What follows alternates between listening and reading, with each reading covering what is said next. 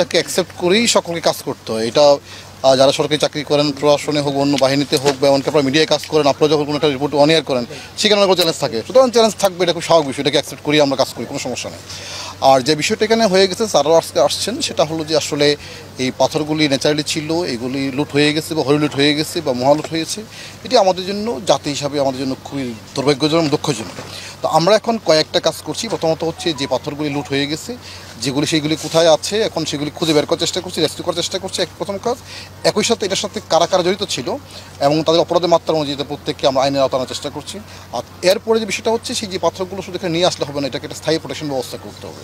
তো এখানে যেটা হলো, আমরা স্যারে বলেছেন যে এটাকে স্থায়ী একটা ইকোটুরিজম করা যায়, কী করা যায়, আর সেটা একটা প্ল্যান করা এবং সেটা বাস্তবায়ন করা। একই সাথে আমরা আশা করছি খুব অল্প সময়ের মধ্যে আমরা এটাকে পুরোটাকে আমরা একদম সার্ভিলেন্সের আওতায় নিয়ে আসবো।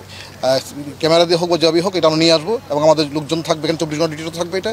একই সাথে এখানকার যাতে একটা ইকোটুরিজম এনশিওর হয়, এখানে স্যার বলেছেন যে এখানে লোকজন আসে, এখানে কিছু পাবলিক ফেসিলিটিস নাই বললেই চলে, যেমন ওয়াশরুম অন্য যেগুলো প্রয়োজন সেগুলো দরকার না, সেটা আমরা সিটি স্থানে করার চেষ্টা করবো। আর এখানে স্থানীয় লোকজন যারা আছে, যারা এটার সাথে জড়িত, তাদেরকেও আমরা কীভাবে রিহেবিলিট করা, কী করা যায় সেটা দেখা হবে। আর যারা বৈধভাবে এই এলাকায় পাথরের ব্যবসা করেন, নিয়ে আসেন, ইম্পোর্ট করে নিয়ে আসেন বা করছেন, তারাও যাতে কোনো ক্ষতিগ্রস্ত না হয় সেটা করবে। মানে ব্যবসাও করবে কিন্তু সেটা বৈধ হইতে হবে, মানে অবৈধকে ব্যবসা সেটা করতে পারবে না। আবার অপরাধ করবে তাকে আমরা ছাড় দিব না। আমরা মোটামুটি চেষ্টা করবো সবগুলো বিষয়কে অ্যাড্রেস করতে, যাতে করে আমাদের প্রকৃতি পরিবেশ সংরক্ষিত থাকে, ট্যুরিজম ডেভেলপমেন্ট করে, প্লাস আমাদের ব্যবসা এবং উন্নয়ন সেটাও যেন তার গতিতে চলতে পারে, যাতে কোনোভাবে ব্যবসা হ্যাম্পার্ড না হয়। কারণ আজকে দেখছেন যে সেটা হলো যে আমরা এই যে চেকপোর্ট পাঠাচ্ছি, তো এত ধরনের অনেকেই তারা জেনুইনলি ইম্পোর্ট করছে, তো সেই টাকা আমাদের চেক করতে হচ্ছে, তার সময় নষ্ট হচ্ছে।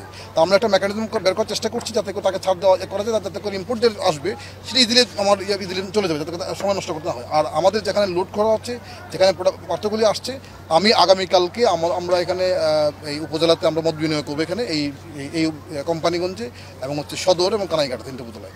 এখানকার লোকজনকে আমরা টাইম বলে দেবো, এই সময়ের মধ্যে যার কাছে যে পাথর আছে সেটাকে আমাকে ফেরত দেওয়ার জন্য। যদি এই সময় না দেয়, তারপরের দিন থেকে আইন ব্যবস্থা নেওয়া, যাকেই পাওয়া যাবে, আমি আপনাদের মধ্যে বলতে চাই, যার কাছেই পাওয়া যাবে তার বিরুদ্ধে আইনগত এবং স্টেট বলে দিই, এবং সেটা একটু মারাত্মক আদেশ হবে, মানে তাকে কারাদণ্ড বা অনুভব পানিশমেন্ট তার করতে হবে, ক্রিমিনাল অফেন্স। আমরা অল্প কয়েক ঘন্টা সময় দেবো, এই কয়েক ঘন্টার মধ্যে যার কাছে যত পাথর আছে, কারণ এটা আপনি দেখছেন এখন কিন্তু রাস্তার দুই পাশে, কালকে আমরা কয়েকটা ধরেছি, দেখছি এখানে এখন বেশ কিছু জায়গায় আছে এটা।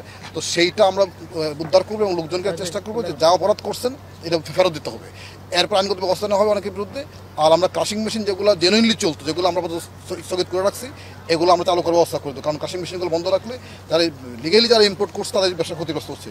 সুতরাং আমরা পরিবেশ এবং পর্যটনকে এনশিওর করবো, প্রাকৃতিক সম্পদকে সংরক্ষিত করবো, পাশাপাশি ব্যবসাটাকে চালু রাখার চেষ্টা করবো যারা বৈধ ব্যবসা করছে। হ্যাঁ, অবশ্যই করবো। এখানে মনিটর, আমি যেটা বললাম যে ধরেন এখানে আমরা কিন্তু ক্যামেরা আওতায় নিয়ে আসবো, পুরো এলাকা নিয়ে আসবো, এবং 24 ঘন্টায় কিন্তু আমার সার্ভিলেন্স থাকবে এখানে। সুতরাং এখান থেকে অপরাধ করে কেউ কিন্তু পার সুযোগ নেই, এবং যারা করেছেন তাদের আওতায় আসবে।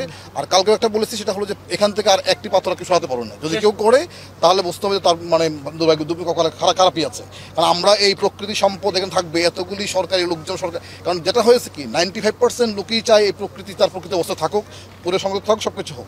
হয়তো অল্প কিছু মুসলিমীয় লোকজন হয়তো এখান থেকে ফয়দা লওয়ার চেষ্টা করে, এই অল্প কয়েকজন মুসলিমীয় লোক যাতে এটা করতে না পারে, সেজন্য যা যা করা দরকার সেটা আমরা অবশ্যই ইনশাল্লাহ করি। এখানে আপনাকে একা মনে করেন অবশ্যই না, এখানকার জনগণ থেকে শুরু করে সকল স্টেক হোল্ডার, আপনারা যারা আছেন, সকল প্রশাসন, সবাই কিন্তু একসাথে জানা আমরা প্রকৃতি সংরক্ষণ করবো, পরিবেশ সংরক্ষণ করবো, উন্নয়নে চলবে, ব্যবসাও চলবে, সবই চলবে এখানে। সুতরাং এখানে আমরা কখনোই এখানে এক নম্বর বিষয়। দ্বিতীয় যেটা হচ্ছে যে আমরা এখানে যারা যদি যারা দায়িত্বে ছিলেন, যে কেউ থাকেন, যদি তার ইতিমধ্যে বলেছেন কারো যদি নেগলিজেন্স থাকে, সে তার ফল ভোগ করতে নিতে হবে, এটা বিষয়। সুতরাং আমি আশা করছি যে এটার একটা স্থায়ী সমাধান হবে এবং খুব ইমিডিয়েটলি আপনারা দেখতে পারেন ইনশাল্লাহ।